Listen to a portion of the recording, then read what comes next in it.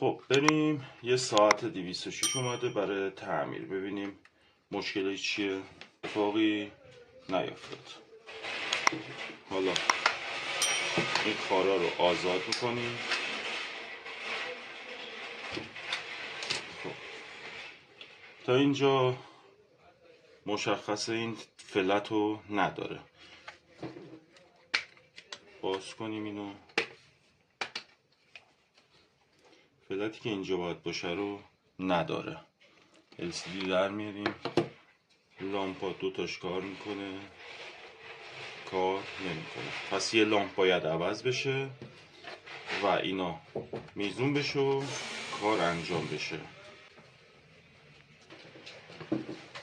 برای اینکه بدونید چجوری این سیما وصل بشه، من اینجا بهتون میگم. این اولیه میشه مثبت، یه مثبت 12 ولت بهش میدید. دومی یه منفی بهش میدیم و سومی هم دوباره یه مثبت بهش میدیم. اینا سیم سویچ و سیم باتری مستقیمه و این وسط هم که اتصال بدنمون منفیه. این سه تا که وصل بشه، ساعت و تمام اطلاعاتش میاد روی صفحه. حالا بریم برای تعمیر. ما برای اینکه فلات رو بخوایم بچسبونیم، باید LCD رو اول جای فلتش رو تمیز کنیم. یه چیزی بگم بهتون، یه زمانی شما اینو تمیز میکنید کامل و اون قسمتی که مربوط به چسبیدن این فلت هاست، این کربن روی این LCDه، اینا دیگه جا نداره. به خاطر این همین که یه مقدار تمیز شد، این ور تمیز شد، سعی کنید با این چند تای اول کاری نداشته باشید، بذارید بمونه، چون اتصال اصلیتون اونجاست، ورودی جریانتون اونجاست. این که تموم شد، بذارید این الکلی که داریم استفاده میکنیم یا تینری که داریم استفاده میکنیم خشک بشه. بعد از خشک شدن اینجا رو میتونید یه دستمال بکشید، اضافیش تمیز بشه. روی بورد اصلی هم به همین ترتیب این قسمت باید تمیز بشه. حالا با مسواک ما شروع کنیم تمیز کردن.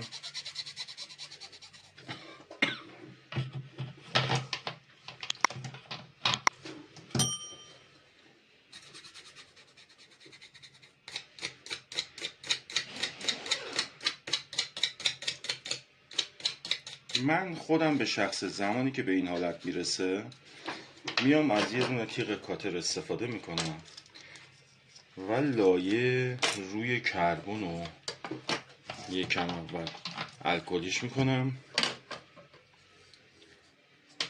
و لایه رو با این تیغ کاتر شروع میکنم کندن. فقط لایه رو کنده میشه با این کار. فقط اون کربنی که چسبیده به بردمون، فقط اون کنده میشه و کار ما اینجا خیلی راحت تره. چون اگر بخواید با مسواک بزنید زمان خیلی میبره و اگر بخواید با سنباده بزنید امکان داره جاهای دیگرم اون لعابی که روش هست رو از بین ببره. به خاطر این توی محدوده خاصی تیغ کاترتون رو جا به جا میکنید.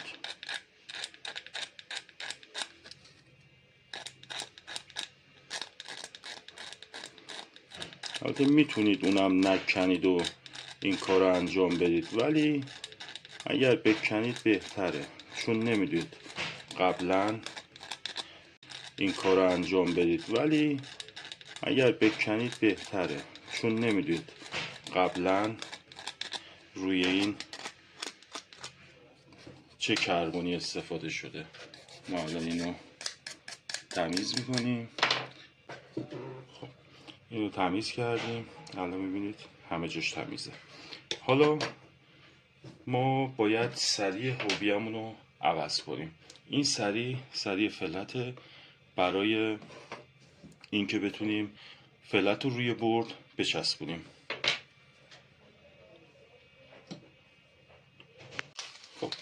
فلت شمارش 5610. ما حالا از هر وسیله میتونید برای بریدن استفاده کنید. من الان حالا خط کشیدم به دستم نبود، از این وسیله استفاده میکنم و به اندازه نیازم اینو برش میدم.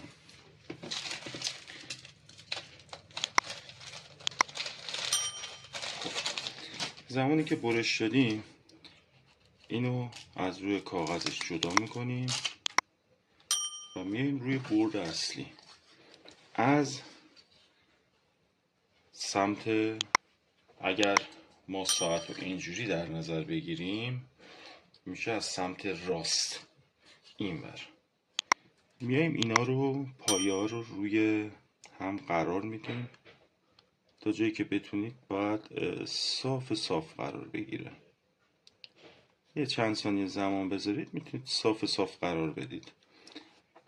بعد از اینکه صاف قرار گرفت میاییم به وسیله اتو، سریع اتو،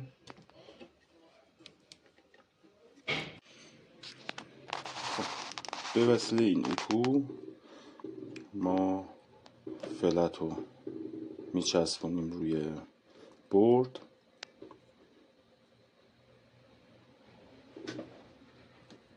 همین روش چند ثانیه نگه دارید، کامل میچسبه، نیاز نیست کار خاصی انجام بشه.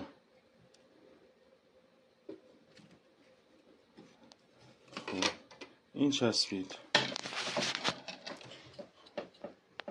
میتونید الان ببینید که چسبیده.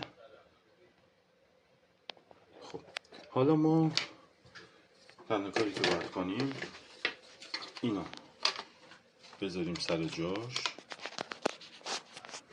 برقمون رو بس کنیم.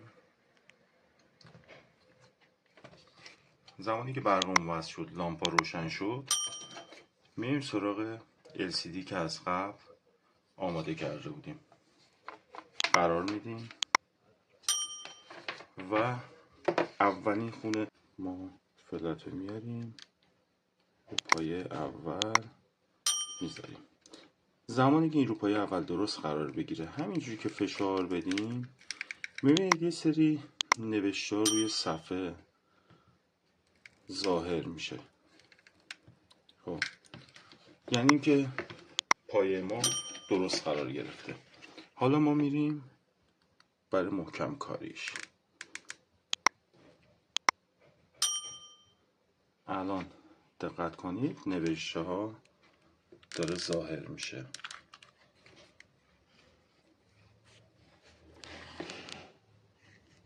من حالا ادامه یاوی کاریش انجام بدم که فلت ما کامل بچسبه، تمام اطلاعات بیاد بالا.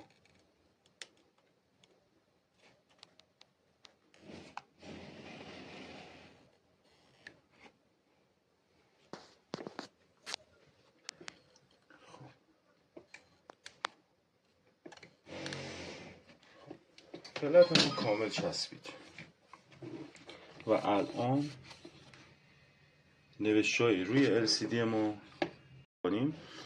به خاطر این اون نور اصلی رو ما اینجا نمیتونیم بگیریم. حالا کاملش رو روی ماشین بهتون نشون میدم. بعد از اینکه این کار انجام شد، یه تیکه چسب دو طرفه 1 سانتی بردارید، یکم بیشتر از فلتتون. حالا این کار شاید کار اصولی نباشه از نظر خیلیا، ولی من به شخصه این کار انجام میدم و باعث میشه فلت سر جاش به خاطر حرارتایی که در اطرافش هست تکون نخوره. من این چسب رو تا کردم، به این شکل تبدیل شد. حالا اینو روی فلت نمیکشم، صاف میذارم، عادی، خیلی عادی میذارم روی فلت، میزنم میمونه. دوباره یه مقدار دیگه میکنم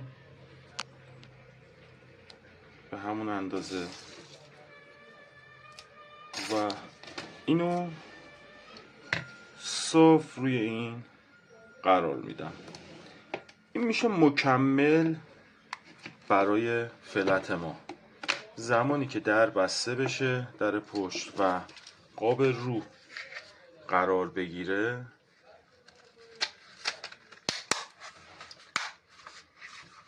شما هیچی از اون چسب اینجا نمیبینید. خب ما میریم الان پایان کار رو روی ماشین بهتون نشون میدم. این ساعت رو تعمیر کردیم و الان خب سوکتش رو جا میزنیم. بعد از جا زدن سوکت اینو قرار میدیم سر جاش. حالا سویچ رو وا میکنیم و این هم ساعت ما. بریم تو تنظیمات، نگه میده دکمه سمت چپ، میره تو منوی تنظیمات، با دکمه سمت راست میتونید زبان رو تغییر بدید